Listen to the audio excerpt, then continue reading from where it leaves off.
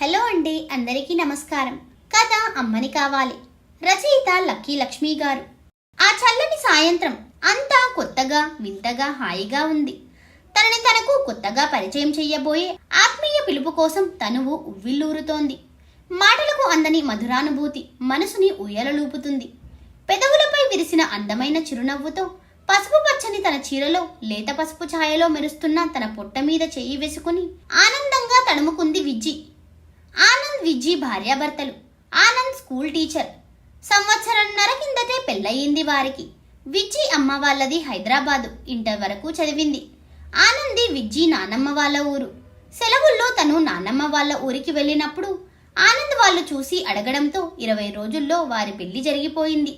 సిటీలో పుట్టి పెరిగిన విజ్జి పల్లె వాతావరణంలో ఇమడడానికి చాలా కష్టపడింది. ఆనంద్ ప్రేమతో ఆ కుటుంబంలో కలిసిపోయి సంతోషంగానే ఉంటుంది. అయితే ఒక సంవత్సరానికి ఇంట్లో అత్తయ్య, చుట్టుపక్కల అమ్మలక్కలు ఇంకా ఏం లేదా, అందలేదా అని కుచ్చి అడగడం మొదలెట్టారు. ఈ పరిస్థితి ఫేస్ చేయడానికి విజ్జికి చాలా ఇబ్బందిగా ఉండేది. నా వయస్సు ఎంతని, 18 ఏళ్లకే నాకు వయసైపోయినట్టు, ఇక పిల్లలు పుట్టనట్టు అడుగుతారు, ఏంటి వీళ్ళసలు అనుకుని బాధపడుతూ బయట గార్డెన్లో పచ్చని మొక్కలు కూడా తనని చూసి వెక్కిరిస్తున్నట్టు అనిపిస్తుంటే అటు చూడకుండా మనసులో ఏ కల్మషం లేని పసిపిల్లాడి మనసులా ఉన్న నీలి ఆకాశం కేసి చూస్తూ కూర్చుంది. అప్పుడే వచ్చిన ఆనంద్ ఒంటరిగా కూర్చున్న విజ్జి దగ్గరికి వెళ్ళి, ఏంటి విజ్జి ఒక్కదానివి కూర్చున్నావు, డల్గా ఉన్నావు, ఏమైంది అన్నాడు పక్కనే కూర్చుంటూ. తన ఒడిలో తలపెట్టుకుని పడుకుని విషయం చెప్పి బాధపడింది. పిచ్చిదాన, ఇది మనసులో పెట్టుకుని బాధపడుతున్నావా? పల్లెటూరు కదా, ఇక్కడ అలానే అడుగుతారు, పట్టించుకోకు ఆప్యాయంగా తలనిమురుతూ అన్నాడు ఆనంద్. తరువాత కొన్ని నెలలకు కూడా తను నిలతప్పలేదు. నీ తరువాత పెళ్ళైన కామాక్షికి ఇప్పుడు 3వ నెలంట, నీకింకా ఏదీ లేదు, అంతా మా కర్మ, ఏం చేస్తాం అంటూ అత్త సూటిపోటి మాటలతో విజ్జి మనసుని గాయపరుస్తూ ఉండేది. ఇంకా బయటివారి మాటలు సరే. ఆ మాటలకు భయపడి మనసులో కుమిలిపోతూ విజ్జి బయటకి వెళ్లడమే మానేసింది. నిజంగానే నాకు పిల్లలు పుట్టరా, నేను అమ్మనయ్యే అవకాశాన్ని కోల్పోయానా, నేను గుడ్రాలునా అని మదనపడుతూ తీవ్ర ఒత్తిడికి లోనయ్యింది విజ్జి. లేడి పిల్లలా చెంగున దూకుతూ అల్లరిగా ఉండే విజ్జి ముభావంగా ఏదో కోల్పోయిన దానిలా మూడీగా మౌనంగా ఉండడం చూసి కంగారు పడిపోయాడు ఆనంద్. వాతావరణం మారితే అన్న విజ్జి పరిస్థితిలో మార్పు వస్తుందేమో అన్న ఆశతో ఇంట్లో అమ్మ వాళ్లతో ఏదో చెప్పి సిటీలో ఉండే విజ్జి అమ్మ వాళ్ళ ఇంటికి తీసుకెళ్లాడు. స్థల మార్పిడితో విజ్జి మామూలు మనిషి అయ్యింది కానీ ఇంకా నిలతప్పలేదు. తనకి నిజంగానే పిల్లలు పుట్టరేమో అని భయం పట్టుకుంది.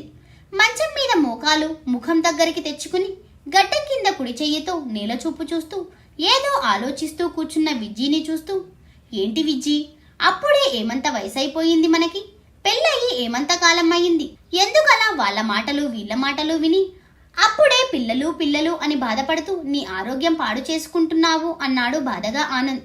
అది కాదు ఆనంద్, నాకు నిజంగానే భయంగా ఉంది, నేను అమ్మని కాలేనా అంది కన్నుల్లో నీళ్లు తిరుగుతుంటే బాధగా. నిలదప్పడం అనేది అందరికీ ఒకేలా ఉండదు కదా విజ్జి, కొంచెం అటూ ఇటూ టైం పడుతుంది. సరే, ఇంతగా బాధపడుతున్నావు కదా, రేపు డాక్టర్ని కలుద్దాం, తను చెప్తే అన్నా నీ టెన్షన్ తగ్గుతుందేమో, ఇక బాధపడకు సరేనా అన్నాడు విజ్జిని గుండెలకు హత్తుకుని నుదుటి మీద చుంబిస్తూ. ఆనంద్ ఆప్యాయత భరోసాతో కూడిన మాటలకి మనసు కొంచెం తేలికపడగా రేపు డాక్టర్ ఏం చెప్తుందో అని ఆలోచిస్తూనే నిద్రలోకి జారుకుంది. మరునాడు ఉదయమే ఇద్దరూ హాస్పిటల్కి వెళ్లారు. ఇద్దరిని చెక్ చేసి ఇద్దరిలో ఏ లోపాలు లేవు, అంతా నార్మల్నే అని డాక్టర్ చెప్పడంతో ఊపిరి పీల్చుకుంది విజ్జి. ప్రశాంతంగా ఉన్న విజ్జి మొహం చూస్తూ, నేను చెప్తూనే ఉన్నా కదా విజ్జు, విన్నావు కదా డాక్టర్ ఏం చెప్పిందో అన్నాడు చిరునవ్వుతో. తర్వాత 2 రోజులకి విజ్జి మామూలు కావడంతో ఇద్దరూ ఊరెళ్లారు. నెలకు రావాల్సిన టైంకి నెలసరి రాలేదు విజ్జికి. మనసులో ఒక దిక్కు ఆనందం, అది కాకపోతేను అని ఇంకో దిక్కు ఆందోళన.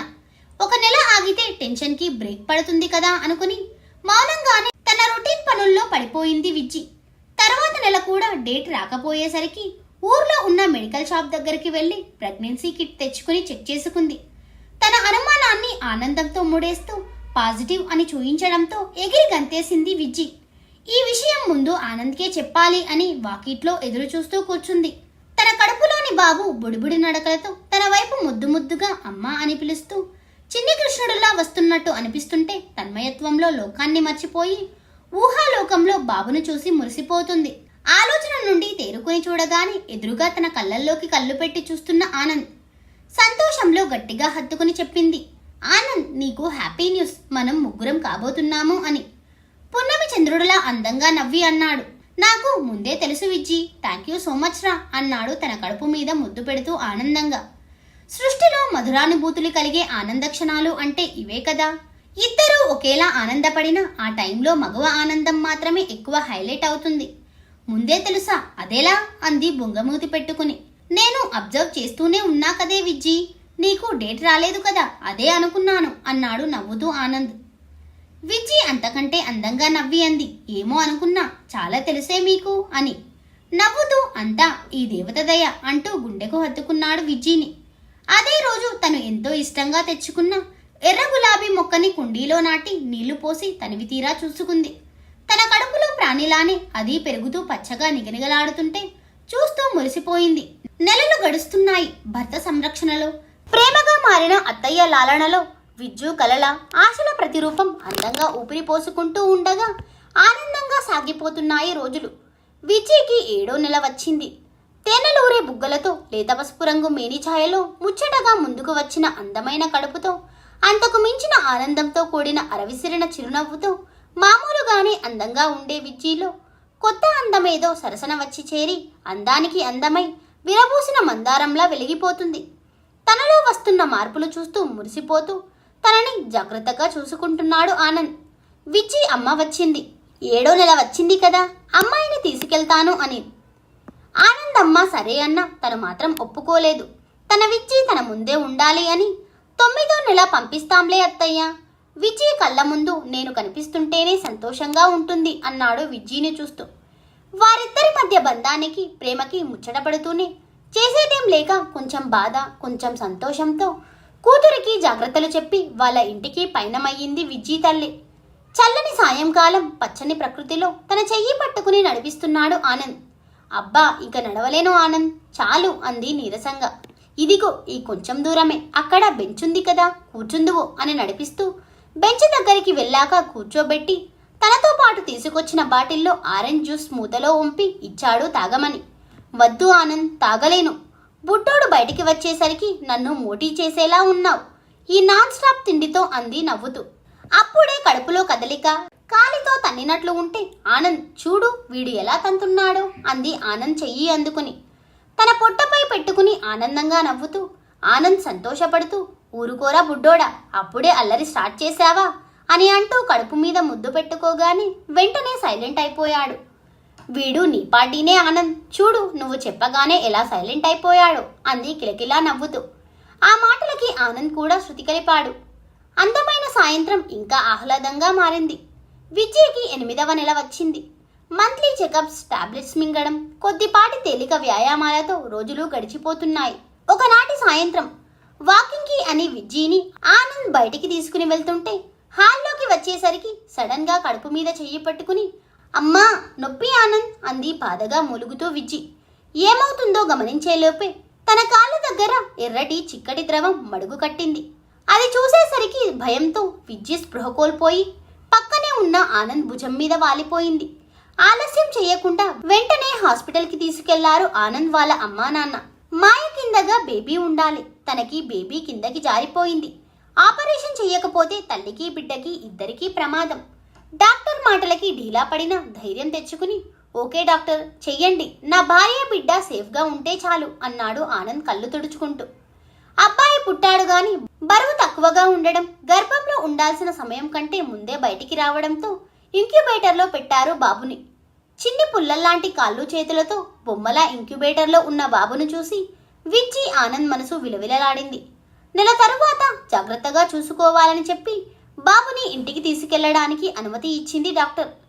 ఎర్ర నీళ్లు తిప్పేసి గుమ్మడికాయ దిష్టి తీసి ఇంట్లోకి తీసుకెళ్లింది విజ్జి అత్త. తను నాటిన రోజా మొక్కకి గులాబీ పువ్వు అందంగా కనిపిస్తుంటే చూస్తూ సంతోషంగా లోనికి వెళ్ళింది.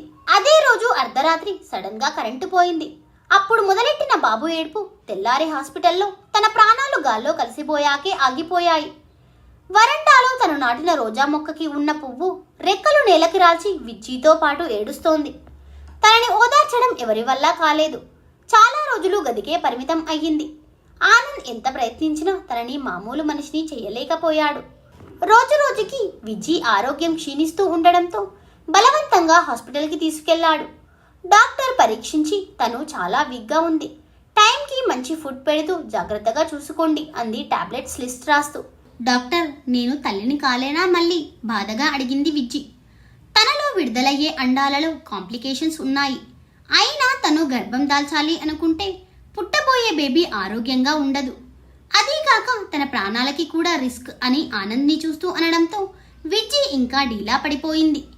ఎలా అయినా తనకి పిల్లలు కావాలి అని మొండుపట్టు పట్టడంతో డాక్టర్ ఐవీఎఫ్కి ట్రై చేయమని సలహా ఇచ్చింది. ఆ ఇంజెక్షన్లు కాంప్లికేషన్స్కి చచ్చి బ్రతికినంత పనయ్యింది విజ్జీకి. అంతా ఓర్చుకుని ఎలా అయితే ఏం నెలతప్పింది. ఇద్దరిలో మరోసారి ఆశ చిగురించింది. ఆ ఆనందం అనుభవించినంతసేపు పట్టలేదు. 3వ నెలలోనే తనకి అబార్షన్ అయ్యింది. ఆనంద్ విజ్జి ఆరోగ్యం ఏమవుతుందో అని టెన్షన్ పడుతుంటే తనకి అమ్మ అని పిలిపించుకునే భాగ్యం లేదేమో అనుకుంటూ విజ్జి బాధపడేది. ఇంకోసారి ఐవీఎఫ్కి ప్రయత్నిస్తాను అనడంతో ఆనంద్, నీకేమైనా పిచ్చా విజ్జి? ఇన్నిసార్లు ఇలా అయినా మళ్ళీ మళ్ళీ నీ ప్రాణాలని రిస్క్లో పెడతావంటావు. నీకేమైనా అయితే నేను తట్టుకోగలనా? నువ్వు నాకు, నేను నీకు సరిపోమా? ఎందుకు విజ్జి ఇలా చేస్తున్నావు అన్నాడు కోపంగా బాధగా. తను తల వంచుకుని అంది, నాకు అమ్మగా గుర్తింపు కావాలి ఆనంద్, అందుకే అంది కంటి నిండా నీళ్లతో. తన హృదయ వేదనకు ఇక మాట్లాడలేక మౌనంగా కారులో హాస్పిటల్కి బయలుదేరారు ఇద్దరు. 4 రోడ్ల కూడలిలో రెడ్ సిగ్నల్ పడడంతో కార్ ఆగింది. చింపిరి జుట్టుతో చినిగిపోయిన దుస్తులలో ఉన్న 4 ఏళ్ల బాబు కార్ దగ్గరికి వచ్చి విజ్జిని చూస్తూ చెయ్యి చాచాడు. ఆ పరిస్థితుల్లో ఆ పసివాడిని చూడగానే విజ్జి మనసు చివుక్కుమంది.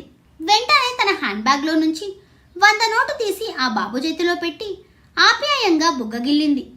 ఆ బాబు ఆనందంతో చిరునవ్వుతో 2 చేతులు జోడించాడు. కల్మషం లేని ఆ పసి మనసు నవ్వు చూసి మనసు నిండిపోయింది విజ్జీకి. గ్రీన్ లైట్ పడి కార్ వేగమందుకుంది. హాస్పిటల్ వైపు మళ్లిస్తున్న ఆనంద్ని చూస్తూ, కారుని అనాథ శరణాలయానికి తీసుకెళ్ళు ఆనంద్ అంది స్పష్టమైన గొంతుతో. ఆనంద్ మెచ్చుకోలుగా తన వైపు చూస్తూ 5 నిమిషాల్లో అనాథ శరణాలయం ముందు కారు ఆపాడు. ఇద్దరూ చేతులు పట్టుకుని లోనికి వెళ్లి ఊయలలో ఉన్న పసికందును తీసుకుని గుండెకి హద్దుకున్నారు. కంటేనే అమ్మ కాదు, పెంచినా అమ్మనే. ప్రేమని పంచడానికి కడుపున పుట్టాలి అనే లేదు, అమ్మ అని పిలిపించుకున్నా చాలు. ఐవీఎఫ్, టెస్ట్ ట్యూబ్ బేబీస్ అనే రిస్క్లో పెట్టుకుని ఒళ్ళో ఇల్లో గుల్ల చేసుకునే బదులు ఇలాంటి అనాథ పిల్లలను అక్కున చేర్చుకుంటే వారికి తల్లిదండ్రులు లేని లోటు, ఇటు వీరికి పిల్లలు లేని లోటు రెండూ తీరుతాయి కదా. ఒకరికి జీవితాన్ని అందించిన మానసిక తృప్తి కూడా ఖాతాలో పడుతుంది. ఈ కథ ఎలా అనిపించిందో కమెంట్ బాక్స్లో కమెంట్ చేయండి friends. Thank you for watching.